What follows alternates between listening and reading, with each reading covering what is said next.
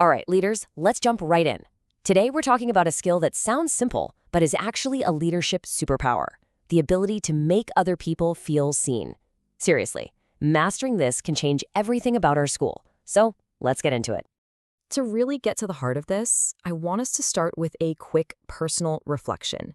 It'll help ground us in why this idea matters so much. Go ahead, just take a second. Really think about it. Who was it? A teacher? A friend? Maybe someone you didn't even know that well. What did they actually do? Did they use your name? Did they stop what they were doing and really look at you? I want you to try and remember that feeling, that little bit of warmth, that feeling of, oh, they noticed me. Okay, that feeling you just remembered, that's it. That's the core of what we're talking about today.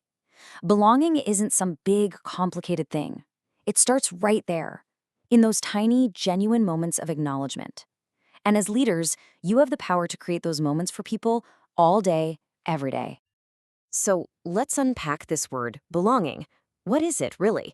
I want you to think about it like it's a piece of our school's invisible architecture, kind of like the Wi-Fi we all totally depend on.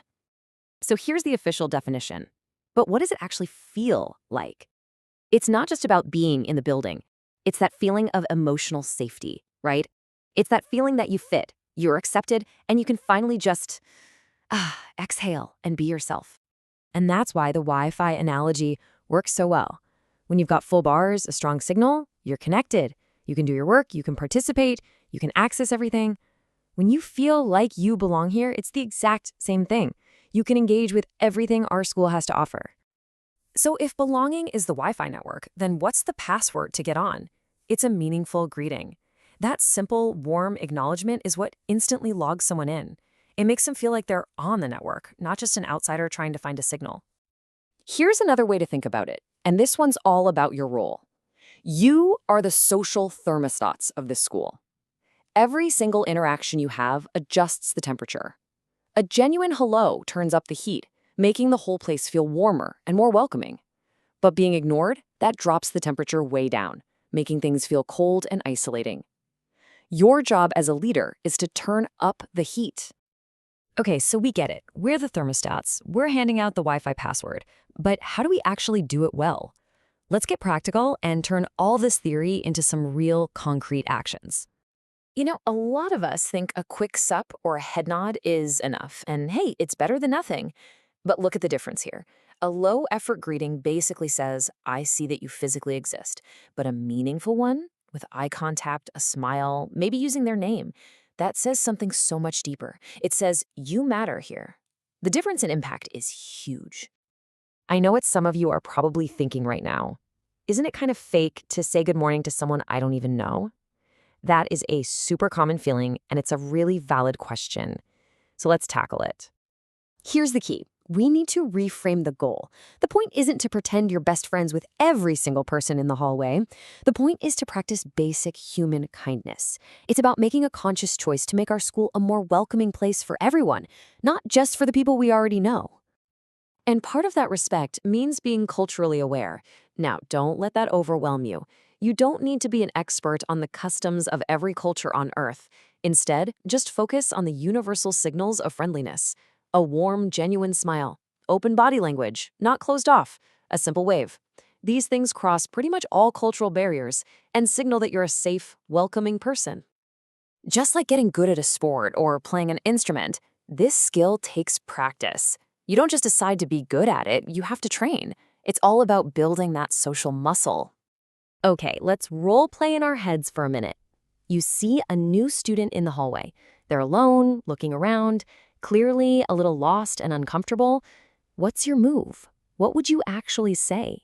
And think beyond the words. What would your body language say to make them feel a little more secure? Or how about this one? You see this all the time. You're leading a club meeting and a really shy member shows up early. They're just sitting there staring at their phone. A big, loud, "Hey, so glad you're here," might actually make them shrink. So how do you acknowledge them in a way that feels inclusive but not intimidating? Sometimes it's just a quiet, simple, "Hey, glad you could make it." You see, just thinking through these scenarios, that is the practice. It's like social weightlifting. The first few times you lift a new weight at the gym, it feels awkward, right? But with reps, you build muscle memory. And pretty soon, these welcoming actions become natural. They become automatic. That's the goal. Thinking about this stuff is crucial, but it's only meaningful if it leads to action. So now we're shifting. We're going from the lesson to your leadership. It's time to make a personal commitment. Take a look at this. Now, I don't want you to see this as just another worksheet. This is a personal pledge.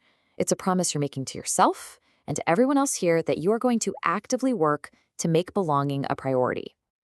And these pledges are specific and actionable. For instance, you might commit to what you will do when you see someone who looks isolated. Are you going to offer a smile? Ask if they need help finding something. If you decide on your action ahead of time, it is so much easier to actually do it in the moment. And please never ever forget this. This is the whole point of everything we're talking about.